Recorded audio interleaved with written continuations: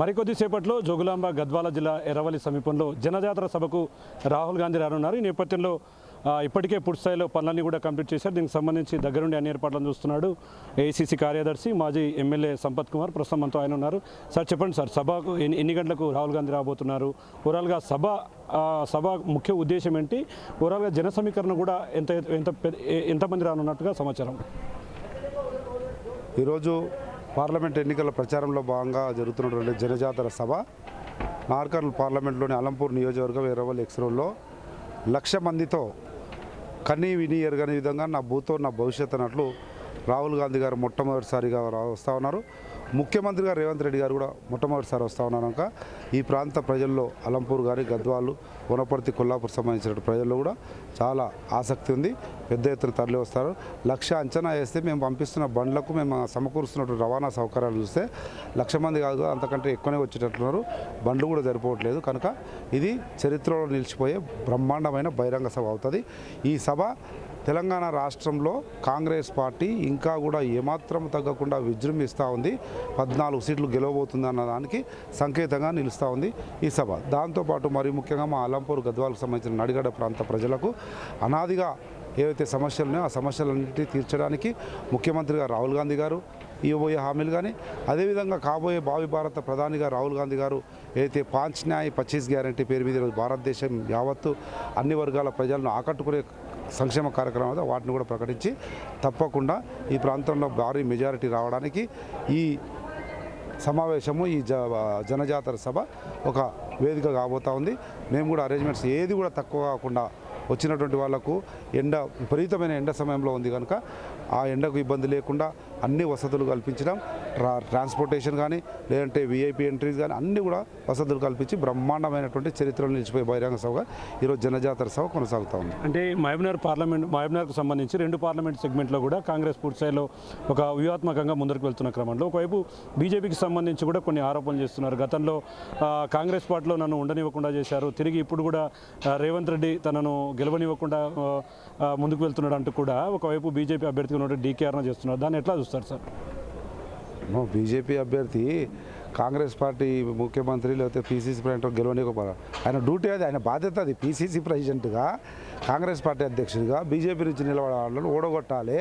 బీజేపీని ఓడగొడితేనే భారతదేశము ప్రజాస్వామ్యయుతంగా రాజ్యాంగబద్ధంగా ఉంటుంది.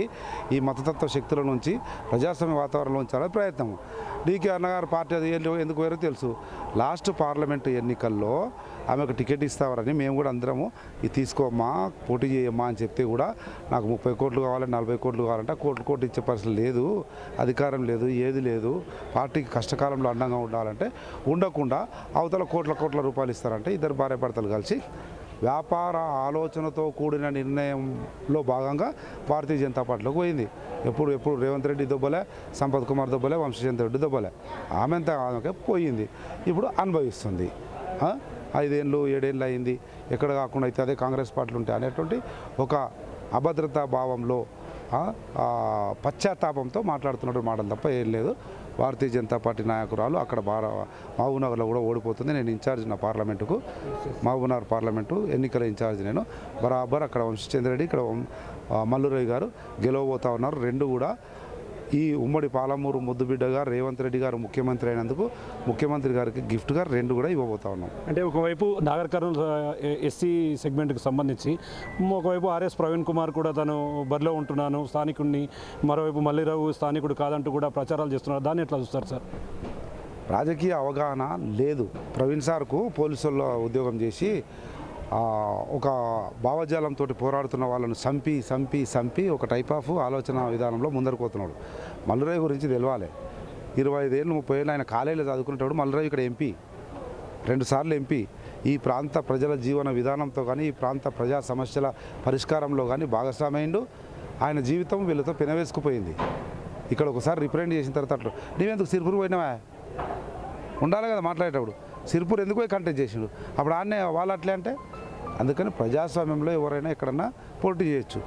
ఖమ్మం వాడైనా ఇక్కడ రిజర్వేషన్ ఉండే వీళ్ళ అన్న అంటే ముందు తరం నుంచే ఉన్నారు, ఇక్కడ రిప్రజెంట్ చేసిండు. ఆ స్థానికేతరమైనటువంటి సందర్భమే కాదు ఇది, అది ఏమాత్రం నానని విషయం ఇది.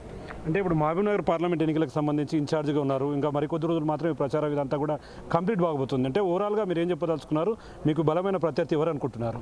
ఎక్కడ మహబూబ్ నగర్ కానీ మహబూబ్నగర్లో డీకే అరుణ బలమైన ప్రత్యర్థి, కానీ బలహీనమైన నాయకురాలు. ఆమె ప్రాశస్త్యం కానీ ప్రభావం కానీ అప్పుడు ఉన్నంత లేదు. కాంగ్రెస్ పార్టీలో ఉన్నప్పుడు ఉండే కొద్దో గొప్ప డే బై డే తగ్గుతూ వచ్చింది. నరేంద్ర మోడీ ప్రభావం ఉంటుంది అనుకున్నాము. 10 ఏళ్ల పరిపాలన చూసి ఇక్కడ బీఆర్ఎస్ ఎట్లా బొందబెట్టారు, బీజేపీ కూడా బొందబెట్టే ఆలోచనలతో ఉన్న కనుక భారతీయ జనతా పార్టీ ప్రభావం కూడా తగ్గింది. కనుక ప్రత్యర్థి అనే సబ్జెక్టు లేదు. ఇక్కడికి వస్తే ప్రత్యర్థి లేడు. నాగర్కర్నూల్లో బీజేపీ మరియు బీఆర్ఎస్ రెండు సెకండ్ స్థానం నేనా అని వాళ్ళిద్దరు 2వ స్థానం 3వ స్థానం పోటీ పడుతుంది తప్ప మొదటి స్థానము మల్లురయ్య గారికి అప్పుడే స్పష్టంగా కనబడతా ఉంది. జనం చూస్తే కానీ మీటింగ్లు చూస్తే కానీ తెలుస్తూ ఉంది, ఇది సుస్పష్టము.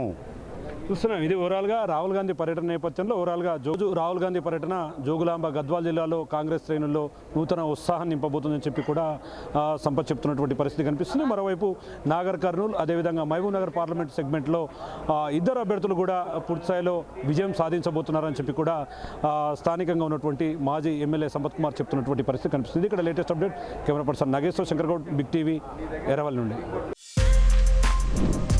For more videos like this, subscribe Big TV channel.